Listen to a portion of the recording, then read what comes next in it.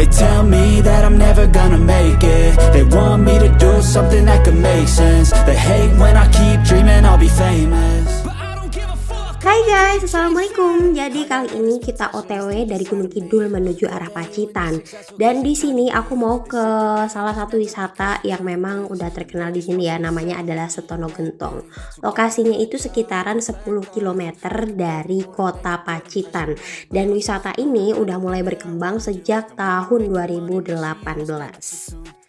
Nah, di sini kita harus ngikutin rute Google Map aja biar sampai ke lokasi ya. Dan untuk tiket masuknya itu sekitaran 10.000 per orang dan juga parkir kendaraan sekitaran Rp3.000.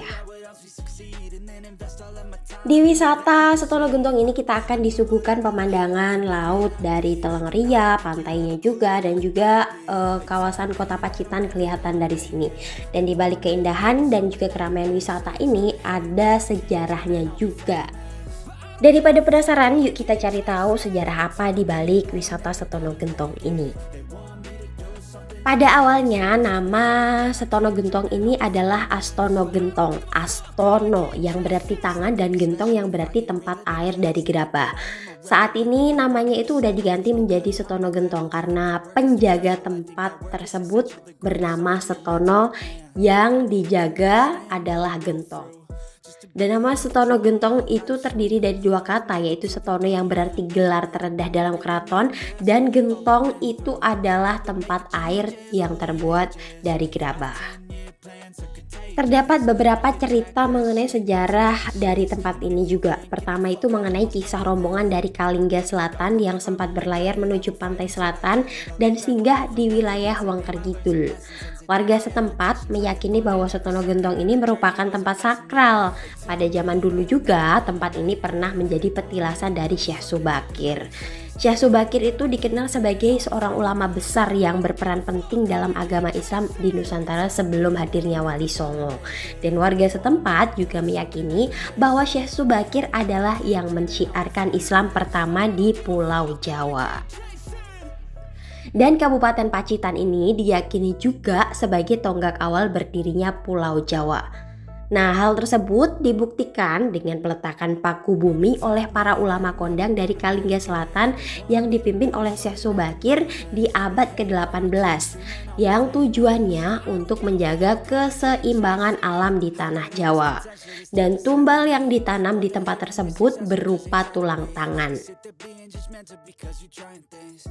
Konon katanya situs tersebut setiap 70 tahun muncul dengan sendirinya di tempat petilasan Syekh Subakir berupa tulang tangan. Terkait dengan nama gentong sendiri, menurut beberapa cerita, gentong itu dulunya merupakan tempat perbekalan air. Selain sebagai tempat perbekalan air, gentong tersebut digunakan sebagai wadah untuk berwudu yang dipakai oleh para saudagar dari Kalingga Selatan. Dan mitosnya, air di dalam gentong yang dibawa oleh rombongan Syekh Subakir tersebut tidak pernah habis. Entah dari mana asal air tersebut, tidak ada yang mengetahui.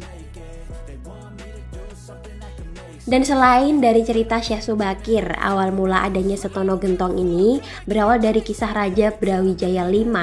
Pada zaman dahulu itu diceritakan bahwa kerajaan Majapahit hampir mengalami keruntuhan, sehingga Raja Brawijaya V dengan pengawalnya berkelana ke arah barat dengan tujuan bersemedi.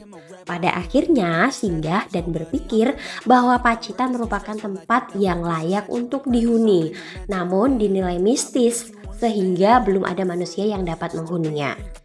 Sebelum moksa, Raja Brawijaya V berpesan kepada pengawalnya untuk memotong tangan kanannya yang kemudian dimasukkan ke dalam sebuah gentong dan diletakkan di tempat tersebut dengan tujuan agar Pacitan dapat dihuni manusia. Dan di tempat ini konon katanya masih terdapat sisa-sisa gentong tempat air dan potongan tulang yang masih tersisa dan dijaga dengan baik sampai saat ini. Bahkan terdapat sebuah mitos yang beredar bahwa tulang-tulang tersebut memiliki pesan-pesan ajaib. Cukup menarik banget ya cerita di Setono Gentong ini.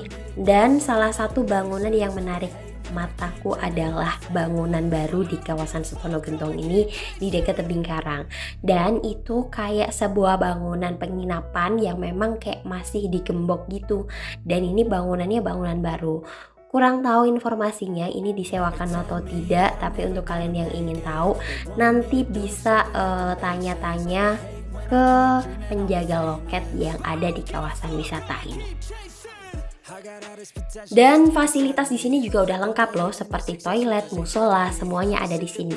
Bahkan di sini peralatan camp itu udah disediain. Tinggal calling di sini ada teleponnya. Jadi kita bisa nginep ngecamp di sini dan paginya kita akan mendapatkan view sunrise dan juga keindahan dari kota Pacitan. Ih, keren banget gak sih?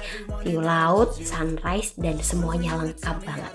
Dan kayaknya itu aja sedikit informasinya. Kita akan sambung di next My Daily Vlog. See you, semoga bermanfaat.